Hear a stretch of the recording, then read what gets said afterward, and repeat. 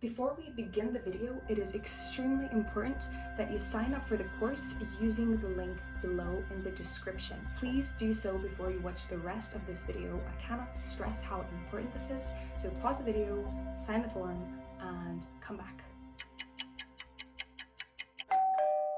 Okay, I'm going to assume that you have signed up using the form. If you didn't, good for you, and if you did, then chances are you agreed with the privacy policy, but you haven't actually read it.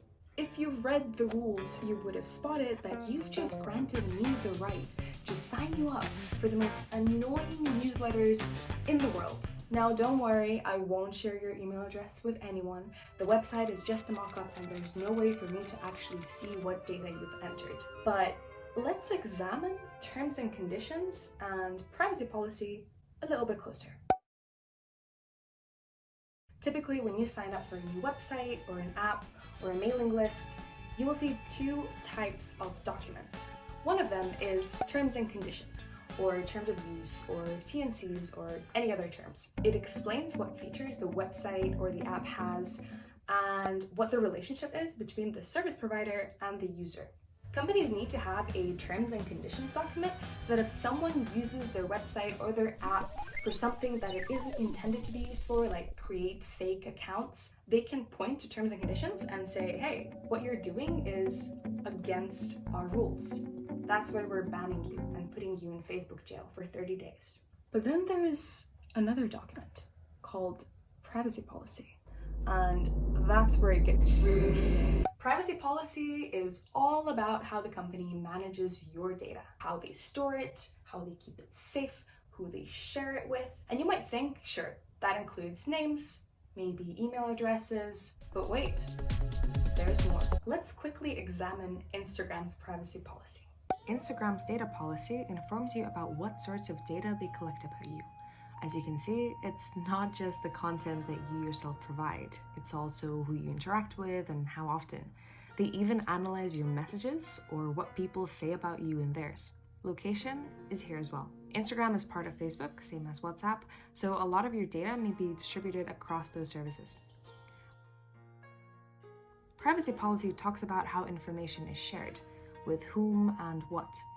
As you'll find, some of the data may also be shared with third parties, meaning companies outside of Instagram or Facebook.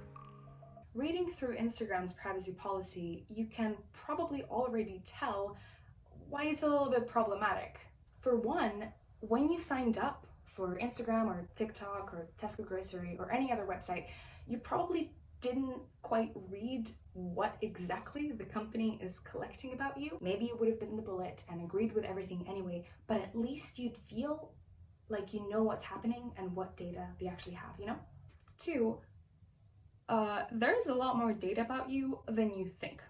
When you're signing up for something, you think that you're only giving them what you're giving them. But as we've just seen with Instagram, they're collecting a lot more. For companies who collect location data, it's quite easy to tell where you live or where you work because they can always see where you're going, what profiles you visit, what sorts of posts interest you, even what your friends say about you, especially if they haven't made that information private. All of that can be recorded. Something that online marketplaces do, for example, is track where you're moving your cursor, so your mouse, when you're browsing their store. It helps them determine what products you're interested in, and maybe they can feature them. Lastly, and perhaps most importantly, we rarely really know how that information that we give those services ends up being used and who it's shared with. And you might be thinking, sure, I'm sharing a lot of data with Instagram. They probably know exactly who I am, where I live, but if it's just with Instagram, it's kind of a reputable company and it doesn't really matter too much, right? Well, it's not quite what happens.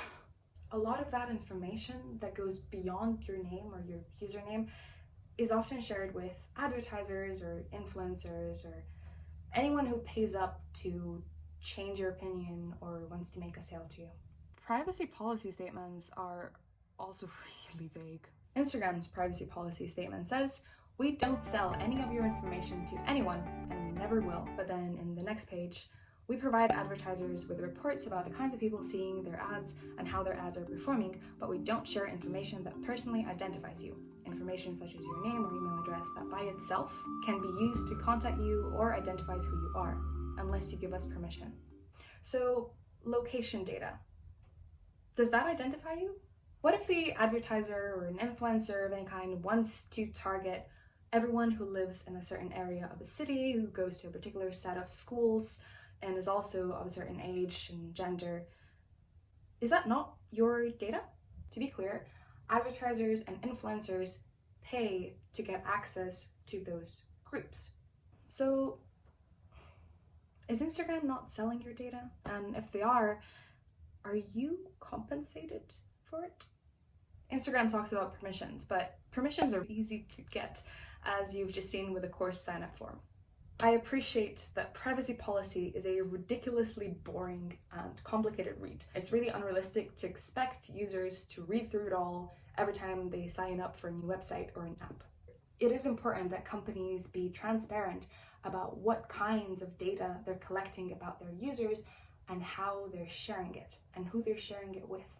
We should expect our governments to regulate this. There have been attempts, for example, I'm sure you've heard of the GDPR, but we can definitely do better.